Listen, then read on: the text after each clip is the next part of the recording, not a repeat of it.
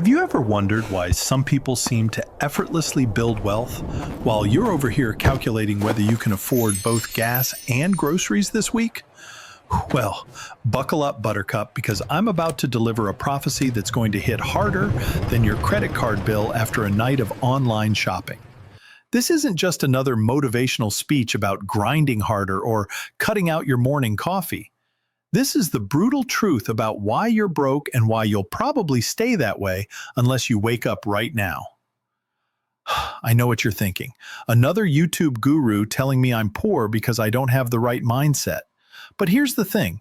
I've been broke, really broke, like eating ramen for dinner 3 nights in a row broke. And I've also made it out of that hole. So when I tell you why you're broke, it's not from some ivory tower perspective.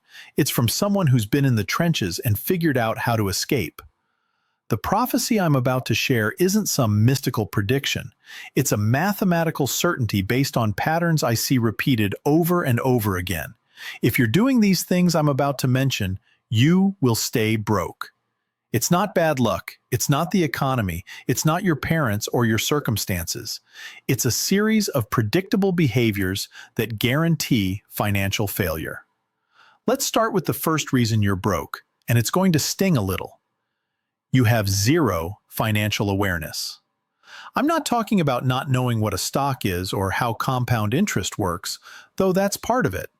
I'm talking about the fact that you have no idea where your money goes every month.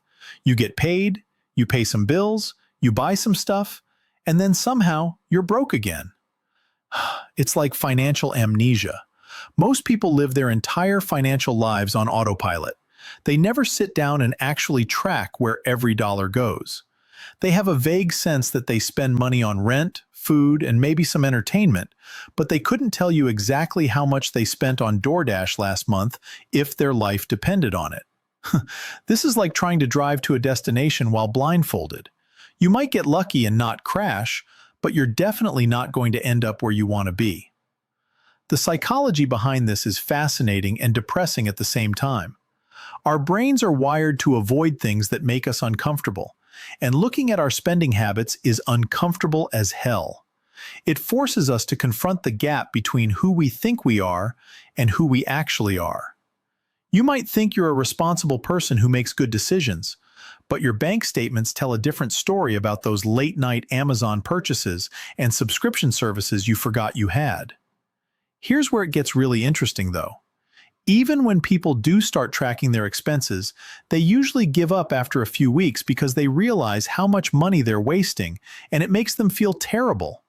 So they go back to financial blindness because ignorance feels better than shame. This is literally choosing to stay broke because the alternative requires facing some uncomfortable truths about yourself. The second reason you're broke is that you're addicted to instant gratification, and you don't even know it. We live in a world designed to separate you from your money as quickly as possible, and your brain is hardwired to cooperate with this process. Every app on your phone, every store you walk into, every advertisement you see is engineered by teams of psychologists and data scientists to trigger your impulse buying instincts. Think about it. You can order food and have it delivered in 30 minutes. You can buy literally anything you want and have it delivered tomorrow, sometimes the same day.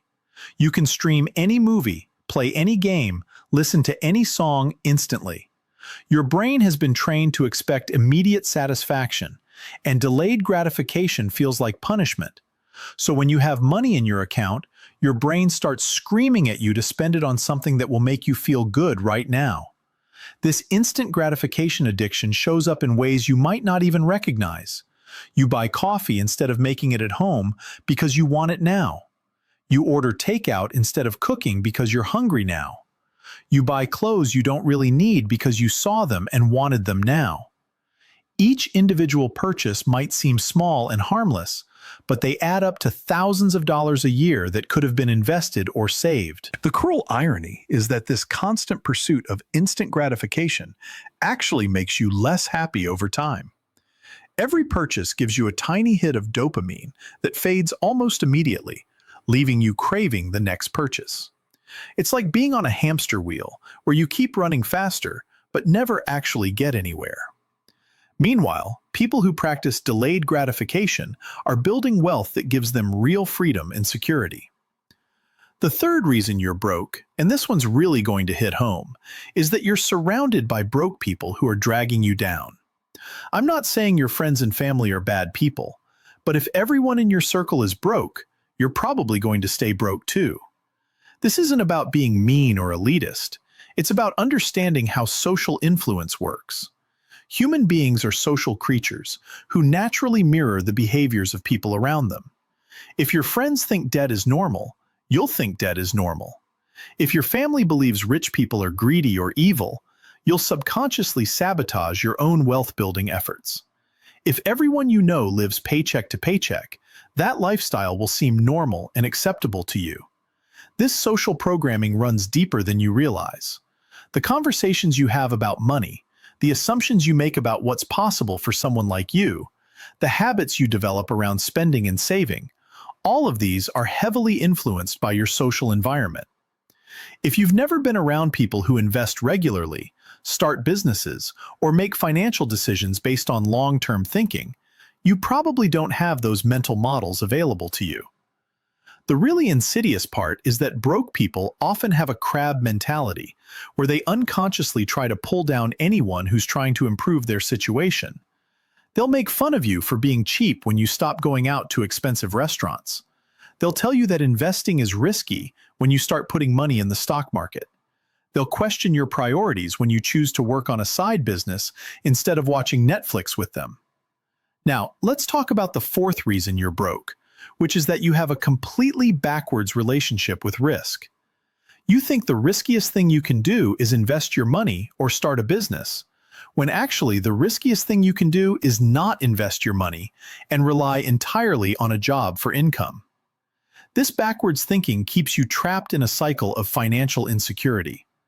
Most broke people are terrified of losing money, which ironically guarantees they'll never have any money to lose. They keep their savings in checking accounts, earning 0% interest, while inflation slowly erodes their purchasing power. They avoid the stock market because they're afraid of volatility, even though historically, the stock market has been one of the most reliable ways to build wealth over time. Meanwhile, they don't see the massive risks they're taking every day. They're completely dependent on one source of income that could disappear at any time. They have no passive income streams, no investments, no assets that generate cash flow. If they get sick, laid off, or injured, they have no financial backup plan. But somehow they think this is the safe approach. This risk aversion extends to other areas of their financial life too. They won't negotiate their salary because they're afraid of seeming pushy. They won't start a side business because they're afraid of failure. They won't invest in their education or skills because they're afraid of wasting money. So they stay exactly where they are, which feels safe in the short term, but is actually incredibly dangerous in the long term. The fifth reason you're broke is probably the most painful to hear, but it's absolutely crucial.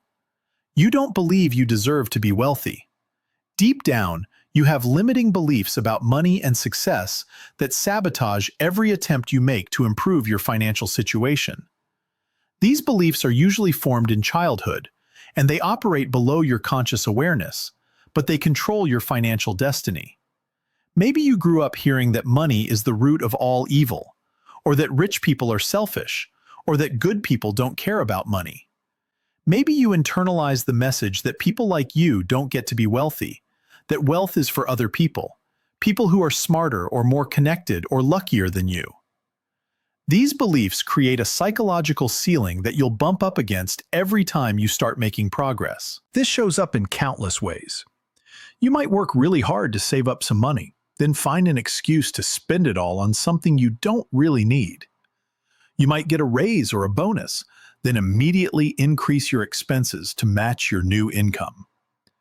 You might start a business that begins to succeed, then make decisions that sabotage its growth because success feels uncomfortable or undeserved. The really crazy part is that your subconscious mind will literally create situations that confirm your limiting beliefs about money. If you don't believe you deserve to be wealthy, your brain will find ways to make sure you're not wealthy. It will make you procrastinate on important financial tasks, overlook opportunities, make poor decisions, and generally ensure that your external reality matches your internal beliefs. Here's where the psychology gets really twisted. Even when you consciously want to be wealthy, if you have unconscious beliefs that wealth is bad or that you don't deserve it, those unconscious beliefs will win every time. Your conscious mind might set financial goals and make plans, but your unconscious mind will sabotage those efforts to maintain consistency with your deeper beliefs about yourself and money. The sixth reason you're broke is that you're completely focused on the wrong metrics. You measure your financial success by how much you make instead of how much you keep. You care more about looking successful than actually being successful. You prioritize income over assets, spending over investing, and status symbols over net worth. This backwards focus leads to some really destructive financial behavior. You might lease an expensive car you can't afford because you want people to think you're successful, even though that car payment keeps you from building real wealth. You might live in an expensive apartment or house because it makes you feel good about yourself, even though the rent or mortgage payment consumes most of your income and leaves you with nothing to invest. The really sad part is that this focus on appearances over substance actually prevents you from becoming truly wealthy. Rich people understand that real wealth is measured by assets, not income. They understand that looking rich and being rich are often opposite things. They're willing to drive older cars and live in modest homes while they build their investment portfolios and business equity. But broke people get this exactly backwards. They spend money they don't have on things they don't need to impress people they don't like. They optimize for short-term status instead of long-term security. They choose the illusion of success over the reality of wealth building. So here's the prophecy part. If you continue doing these things, if you continue living in financial ignorance, chasing instant gratification, surrounding yourself with broke people, avoiding calculated risks, believing you don't deserve wealth, and focusing on the wrong metrics, you will stay broke. Not maybe, not probably, but definitely. It's not a curse, it's just math. But here's the good news. Every single one of these problems is completely within your control to fix. You can start tracking your expenses today. You can practice delayed gratification starting with your next purchase decision. You can seek out financially successful mentors and role models. You can educate yourself about investing and take calculated risks. You can identify and challenge your limiting beliefs about money. You can start measuring your progress by net worth instead of income. The choice is yours. You can continue the patterns that guarantee poverty, or you can break them and build the wealth you deserve. The prophecy isn't set in stone, but it is predictable based on your choices and behaviors. So what's it going to be? If this video opened your eyes to what's possible with your money, then don't stop here. Tap the video on your screen and I'll walk you through it step by step.